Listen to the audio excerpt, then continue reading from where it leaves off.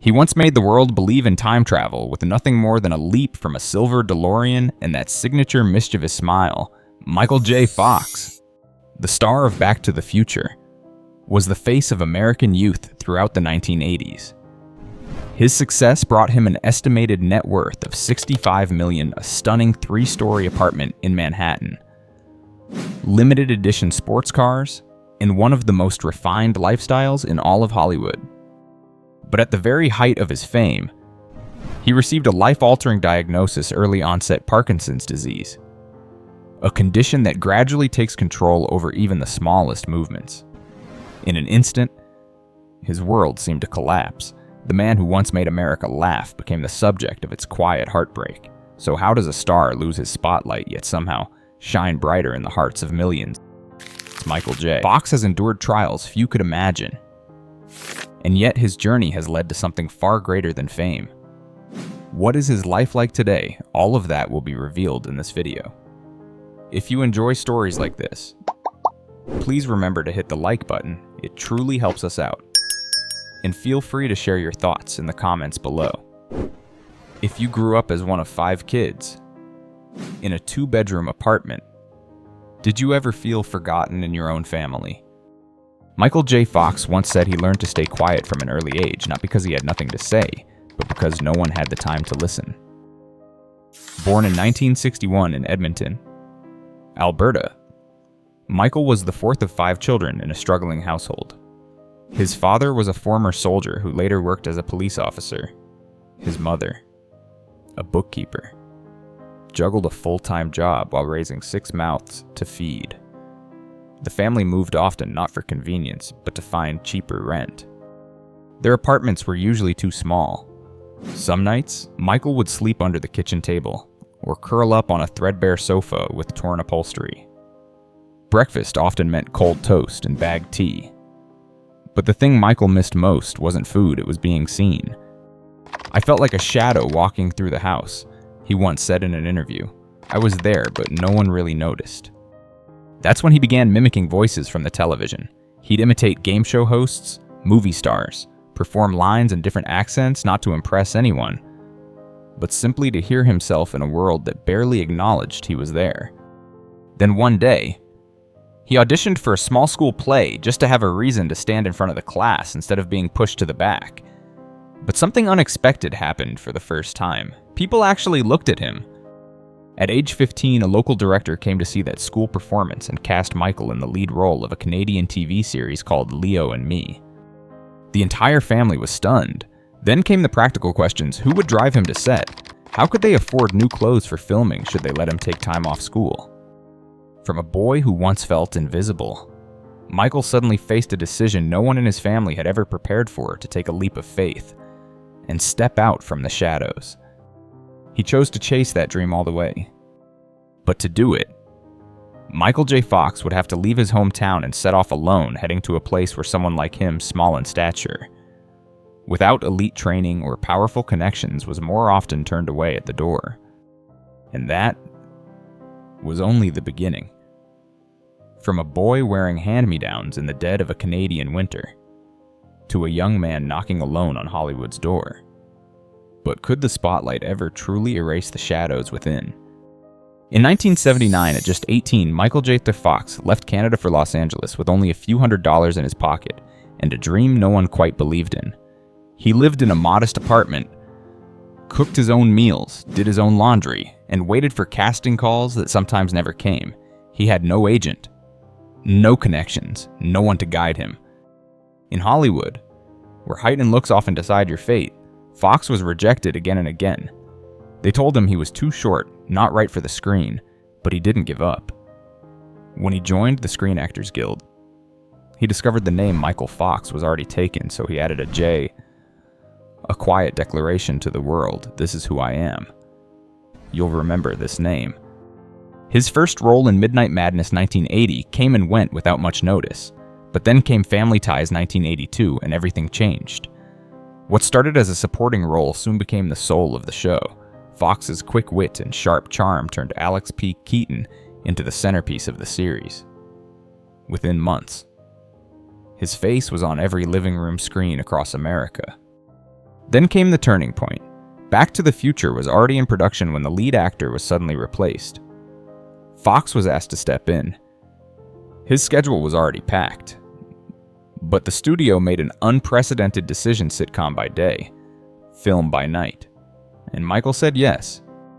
18-hour workdays, no breaks, no complaints. One night, during a scene where Marty McFly jumps out of the DeLorean into a cloud of smoke, the camera zoomed in on his face, eyes wide under the midnight lights, hair damp with sweat, footsteps urgent. It was 2 a.m. The director called cut and the set erupted in applause. Marty McFly had come to life and Michael J. Fox became the face of a generation. No one knew that beneath the brilliant light of that moment, a shadow had begun to form. Once, while signing autographs, he paused as a finger twitched unexpectedly.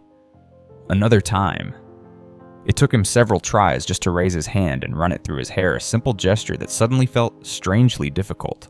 These moments passed like a breeze, barely noticeable, but they were enough to scare him, and he kept them quietly to himself. By 1985, Back to the Future had become a worldwide phenomenon.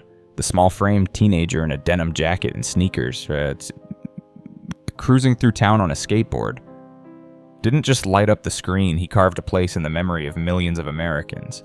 Fox appeared on every major magazine cover, became a teen idol, and earned millions in just one season. Do you remember the first time you watched Back to the Future? Remember the feeling when that DeLorean lifted off the ground and carried a generation into a dream of time travel? But even as the spotlight soared, his body began to resist. A slight tremble in the hand. A movement he didn't mean to make. No one noticed, not even him. At first, but in the quiet of long nights after the cameras stopped rolling, the first signs had already begun. After all the years of hardship, what did Michael J. Fox build? And how does he live at the peak of fame? By the mid-1980s, Michael J. Fox wasn't just a name, he was a phenomenon. Family ties reached over 30% of American households each week. Back to the Future became a global cultural symbol. That small-framed kid from Canada had become the face of a generation, side-parted hair, denim jacket, skateboard in hand, a confident smile. America saw itself in that image. But what no one could see was that, at the height of his golden years, Michael had already begun to lose the most essential gift for any actor: control over his own body.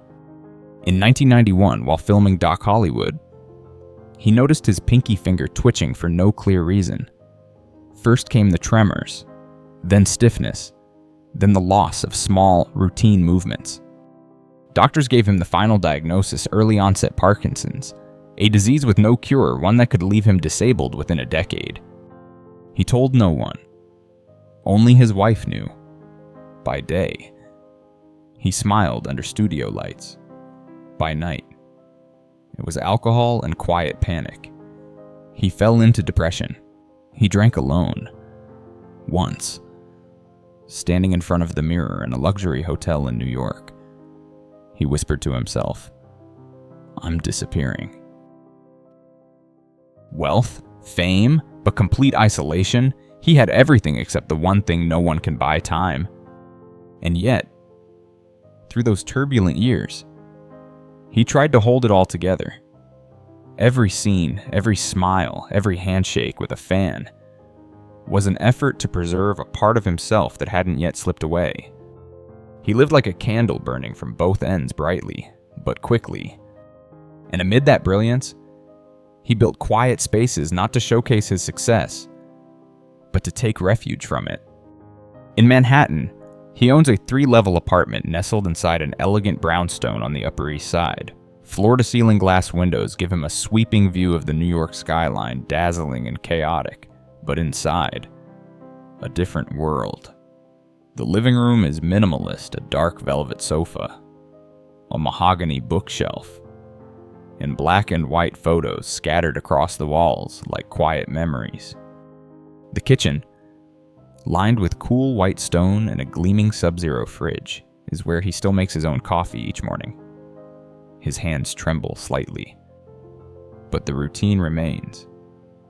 On the top floor, a 50-foot stainless steel pool slices through the sky where he often sits alone, watching the water ripple as his mind drifts back to stronger days. Not far away, he owns a small penthouse in Soho.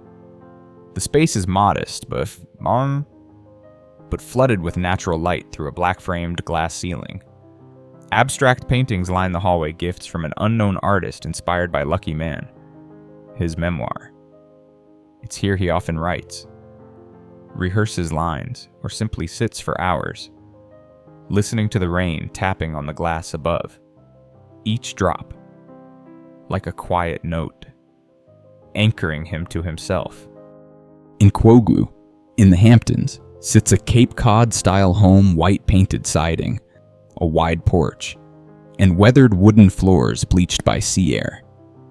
Hidden behind old maple trees, summers are filled with cicadas, and winters with wind howling and logs crackling in the fireplace. It's where the Fox family gathers for holidays. Evenings spent grilling fish outdoors, children's laughter echoing through the yard, Tracy packing food into brown paper bags for the next day, small memories, but the very thread holding him to a life slowly slipping into shadow. And then, there's the 72-acre property in Connecticut, a place where he once relearned how to walk after spinal surgery. The farmhouse sat in a valley, low-roofed with a wide porch overlooking open fields. Here, he and his kids once led horses along white fences and played under quiet skies. In later years, it became a place for physical therapy where standing up from a chair was a daily victory. When he sold the farm, there was no press, no farewell party. Just Michael, standing silently at the door, locking it himself like a man tucking away a chapter of his life into the drawer of memory.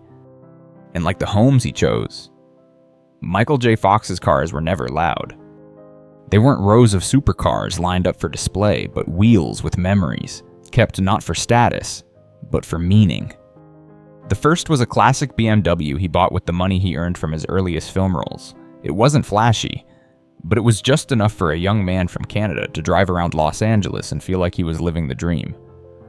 I didn't always know where I was going, he once recalled, but I remember how it felt to be moving.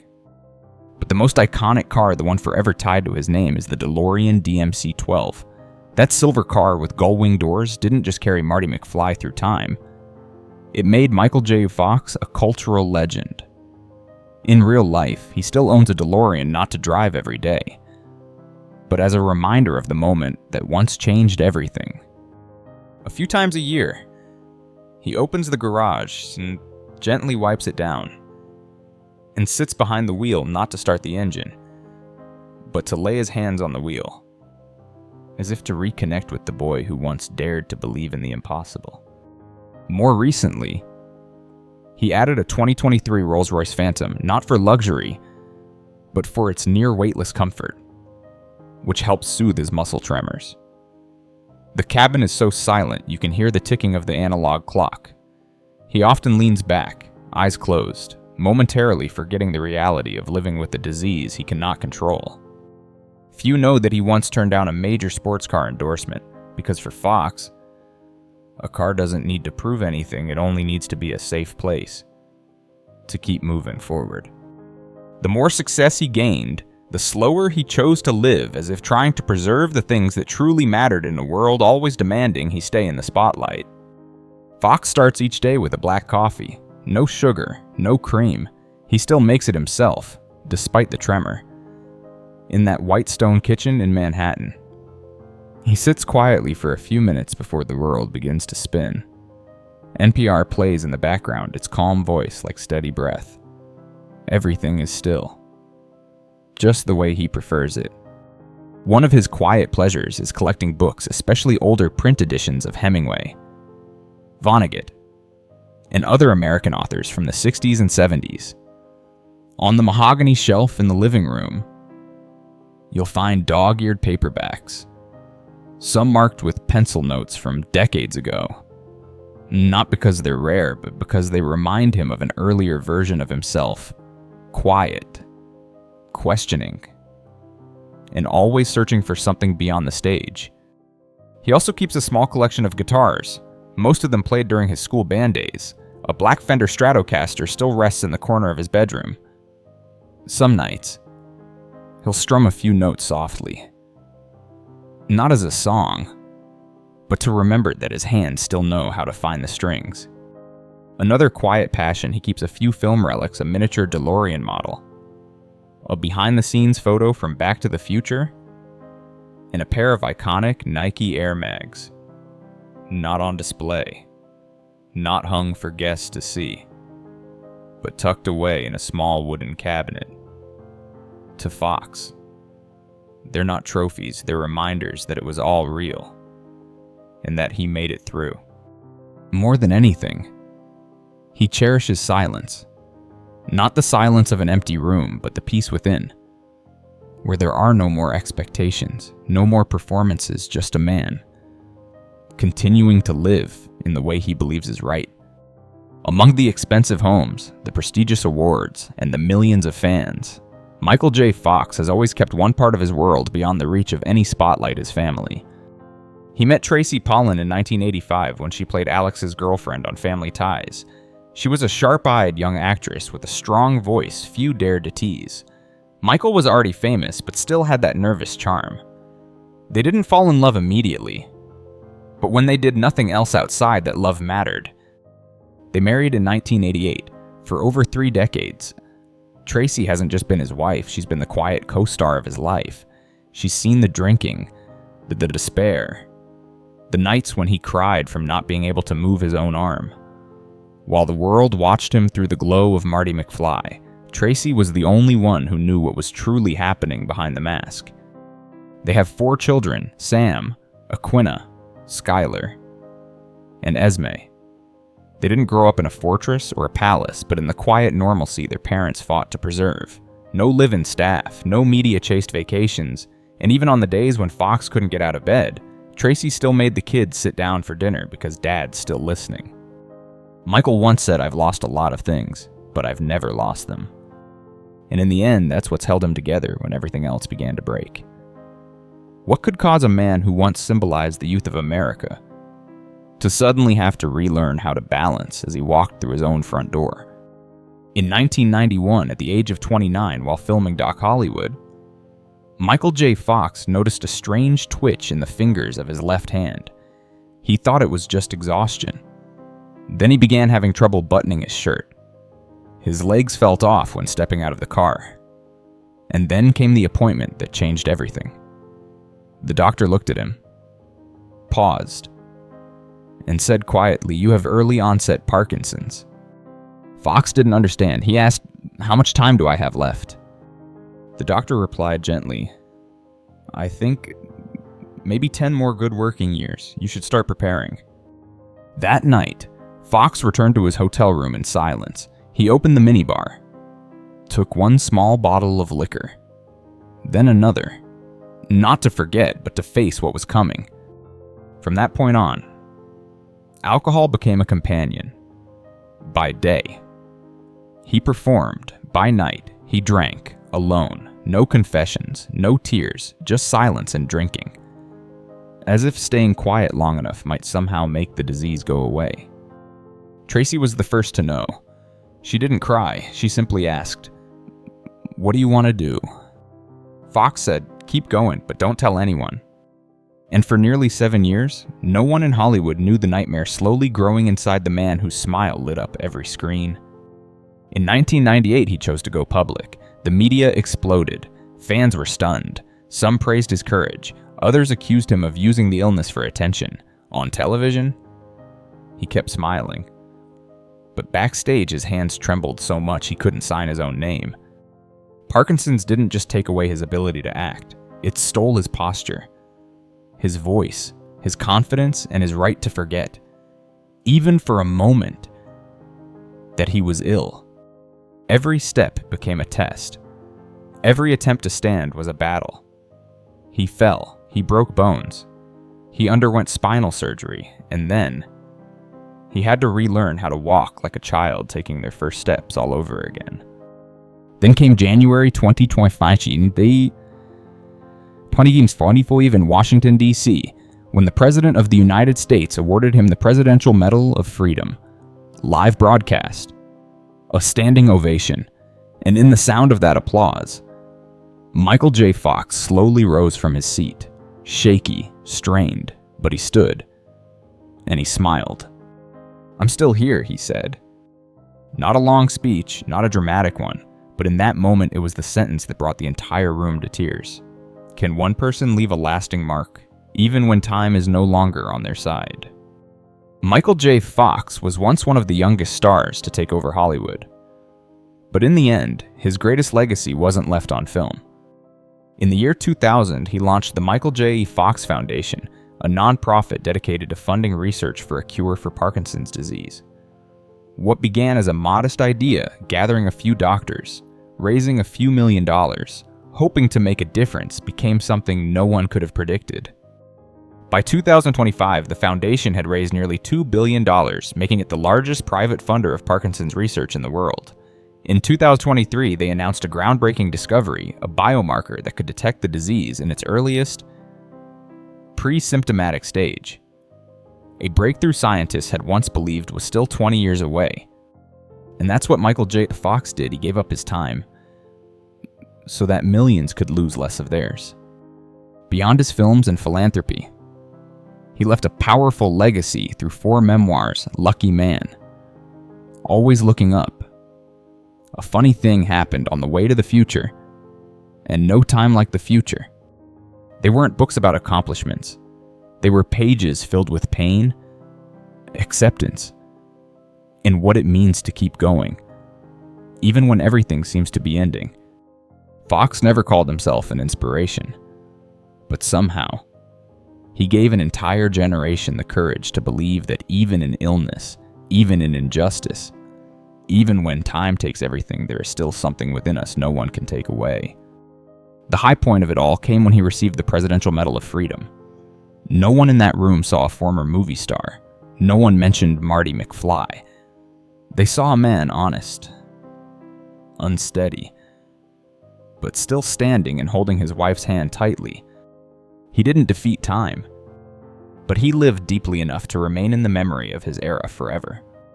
Michael J. Fox walked through the spotlight, faced the darkness, and left behind something far greater than fame hope. If this story moved you, feel free to leave a comment below. And don't forget to like and subscribe so we can continue these unforgettable journeys together.